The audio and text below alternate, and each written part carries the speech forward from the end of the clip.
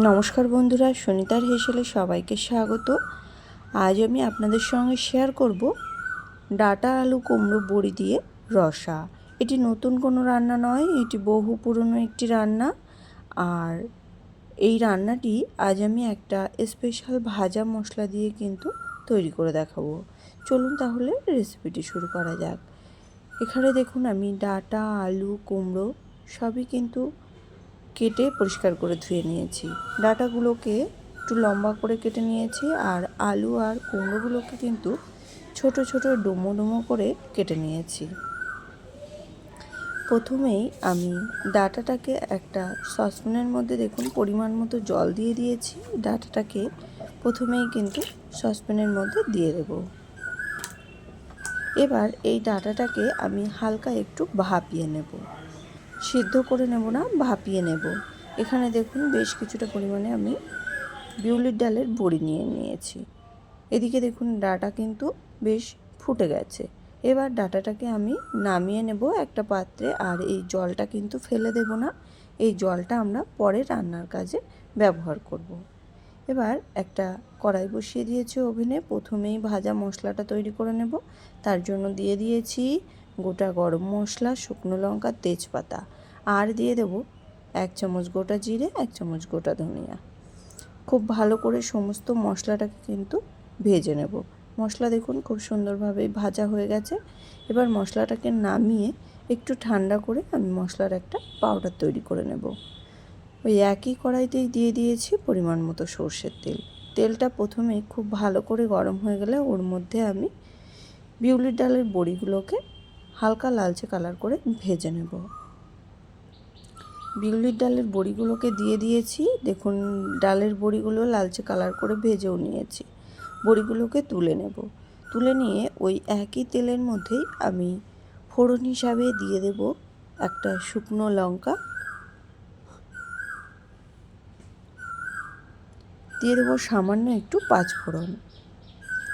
ফোড়নটা একটু ভাজা হয়ে গেলে এর মধ্যে আমি কেটে টুকরো করে রাখা আলুটাকেই প্রথমে দিয়ে দেবো। আলুটাকে বেশ 2 থেকে 3 মিনিট মতো একটু নাড়াচাড়া করে নিয়েছি তেলের মধ্যে। এবার এর মধ্যে দিয়ে দেব টুকরো করে রাখা কুমড়োগুলো। এখানে দেখুন আমি কুমড়োগুলোকে কিন্তু দিয়ে দিয়েছি। এবার আলু আর কুমড়োটাকে খুব ভালো করে কিন্তু একটু নাড়াচাড়া করে নেব। এর মধ্যে দিয়ে দেব স্বাদ অনুযায়ী লবণ, আর দিয়ে দেব পরিমাণ মতো একটু হলুদ গুঁড়ো। এই রান্নাটা করতে কিন্তু খুব বেশি মশলার প্রয়োজন পড়ে না। অল্প মশলায় খুব সুস্বাদু একটা রান্না তৈরি করে নেওয়া যায়, আর সময় লাগে কিন্তু খুবই কম। দেখুন লবণ হলুদ দিয়ে কুমড়োটাকে বেশ একটু নাড়াচাড়া করে নিয়েছি। এবার ঢাকা দিয়ে রেখে দেব প্রায় 5 মিনিটের জন্য। 5 মিনিট পর ঢাকনা খুলে আবারও কিন্তু নাড়াচাড়া করে নিয়েছি। এইভাবেই আলু আর কুমড়োটাকে কিন্তু একটু ভেজে নিতে হবে। এখানে দেখুন আলু আর কুমড়োটা বেশ ভালো করে আমি ভেজে নিয়েছি। এবার এর মধ্যে দিয়ে দেব 1 চামচের মতো আদা আর কাঁচা লঙ্কা বাটা। খুব ভালো করে আদা কাঁচা লঙ্কাটাকে একটু কুমড়োর সঙ্গে ভাজা ভাজা করে নিয়েছি। এবার এখানে যে ভাপিয়ে নিয়েছিলাম সজনে ডাঁটাগুলো, সেই ডাঁটাগুলোকে কিন্তু দিয়ে দিয়েছি। সজনে ডাঁটাগুলোকেও কিন্তু আলু কুমড়োর সঙ্গে বেশ হাতে সময় নিয়ে গ্যাসের আঁচটাকে মিডিয়ামে রেখে প্রায় আমি 5 থেকে 7 মিনিট মতো কষিয়ে নিয়েছি। খুব ভালো করে কষানো হয়ে যাওয়ার পরেই এর মধ্যে সজনে ডাঁটাটা ভাপিয়ে নিয়েছিলাম যে জলটা, সেই জল কিন্তু দিয়ে দিয়েছি।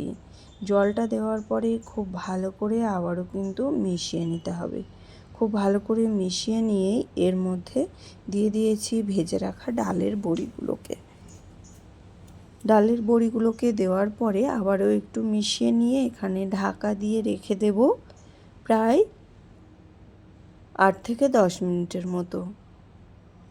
এই সময় গ্যাসের আঁচটাকে মিডিয়ামে রেখেই কিন্তু ঢাকা দিয়ে রেখে দিয়েছিলাম। এখানে দেখুন আলু কুমড়ো ডাঁটা সবই সুসিদ্ধ হয়ে গেছে। এবার এর মধ্যে দিয়ে দেব স্বাদ অনুযায়ী একটু চিনি। এখানে আমি 1 চামচের মতো চিনি ব্যবহার করেছি। আর যে মশলাটা আমি ভেজে রেখেছিলাম সেই মশলাটা 1 চামচ দিয়ে দিয়েছি। খুব ভালো করে চিনি আর গুঁড়ো মশলাটাকে কিন্তু মিশিয়ে নিতে হবে। খুব ভালো করে দেখুন গুঁড়ো মশলাটা আর চিনিটাকে মিশিয়ে নিয়েছি। এবার আবারও কিন্তু ঢাকা দিয়ে রেখে দেব। তার আগে এখানে আর একটা উপকরণ আমি যোগ করব। এখানে দিয়ে দেব 1/2 চামচের মতো ঘি। এই রান্নাতে এই ঘিটা দেওয়ার কারণে এই রান্নাটা কিন্তু খেতে অসাধারণ টেস্ট লাগে। আপনারা চাইলে ঘিটা দিতেও পারেন, পছন্দ না করলে দেবেন না। ঘিটা দেওয়ার পরে একটু মিশিয়ে নিয়ে ঢাকা দিয়ে রেখে দেব। গ্যাসের আঁচটাকে একদম লোতে রেখে 5 মিনিটের জন্য। ফিরে এলাম 5 মিনিট পর। দেখুন তৈরি হয়ে গেল কিন্তু আমাদের আলু কুমড়ো ডাঁটা বড়ির রসা।